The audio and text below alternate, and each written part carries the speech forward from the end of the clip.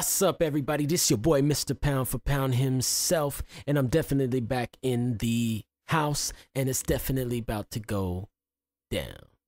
Anyways, it's coming up April 27th, Danny Garcia versus Zab Judah. This should be a good one. I expect some fireworks early.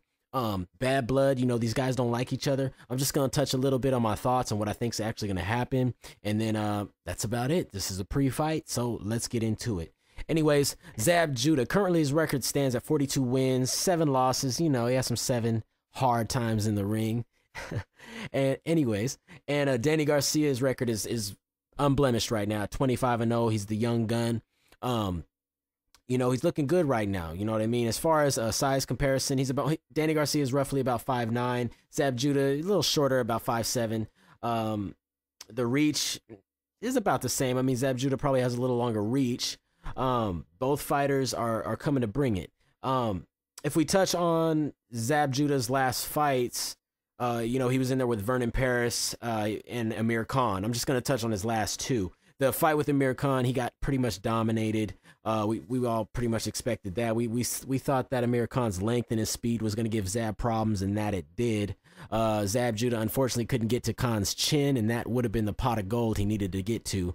And then after that, you know, he fought Vernon Paris, which was a good fight. I saw that fight. Vernon Paris was a tough kid. At the time, 26-0.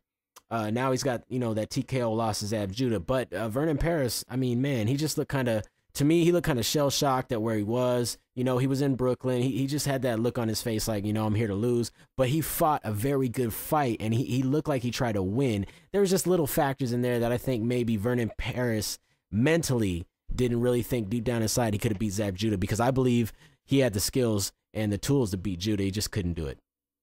As far as Danny Garcia, his last 2 fights, I mean, you know, we all saw the fight with Eric Morales and Amir Khan. Just going to touch on those since those are the last 2 fights he had. The Amir Khan fight, beautiful. I mean, he had Amir Khan hurt, stumbling and bumbling and wobbling all over the place. You know, he had good counterpunching, great counterpunching, catching Amir Khan coming in. Nice stiff hard jabs, straight punches. In the Eric Morales fight, I mean, totally dominated Eric Morales en route to a knockout victory. I felt very bad for Eric Morales. He's one of my favorite fighters. Just too old, you know, too old, too slow, too done. So I think that steak has been overcooked many times. And Danny Garcia did what he had to do. So talking about the 2 colliding with each other, at this point in their careers, I'm going to go with Danny Garcia. Danny Garcia appears to be the fresher guy. He's the younger guys, the younger legs. You know, I personally feel he's been in there with the better opposition as of recent. You know, the Kendall Holt, the Nate Campbells, the Mike Arnaudises, you know, versus Zab Judah in there with, you know, Kaiser Mabuza and Lucas Matisse, who he got a gift over. You know, it's just, I don't think Zab Judah is as primed and fresh and ready for Danny Garcia as Danny Garcia is for Zab Judah. And I think that's what the problem is going to be. Zab also is Zab Judah is so unreliable. So it's like, it's another reason why you can't really go with Zab in this fight. And especially at this age and especially at this point in his career, I would love to see Zab Judah win. It would shake up the landscape. It would bring him back. I mean, he's always been an exciting fighter. He's always had the skills and the talents. It's just something mentally with him that breaks. And, you know, I think the young gun Garcia, you know, we've seen him in there. We've seen him in tough situations, and we've seen his punching power. I think if he lands on Judah, he hurts him. I think if Judah lands on Garcia, I think Garcia might take it. Like I said, he's a young kid. He's got a good chin. And I don't know for Zab Judah this fight. Like I said, I'm going with Danny Garcia. It might be a stoppage. So I'm going to go with Danny Garcia with stoppage on Zab Judah for this fight.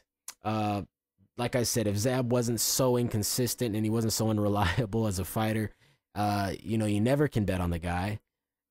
It's like playing the lottery, you know what I mean? So Danny Garcia, he's been having solid performances recently, and like I said, he's young, he's got a good record. Sky's the limit for the guy. So unless something detrimental happens, like Zab, you know, he has the first 4 rounds. If he does something in those first 4 rounds, hey, great. But, you know, conventional wisdom says Danny Garcia is going to win this fight. So I can't go against Garcia. Danny Garcia by stoppage. You guys have a good one.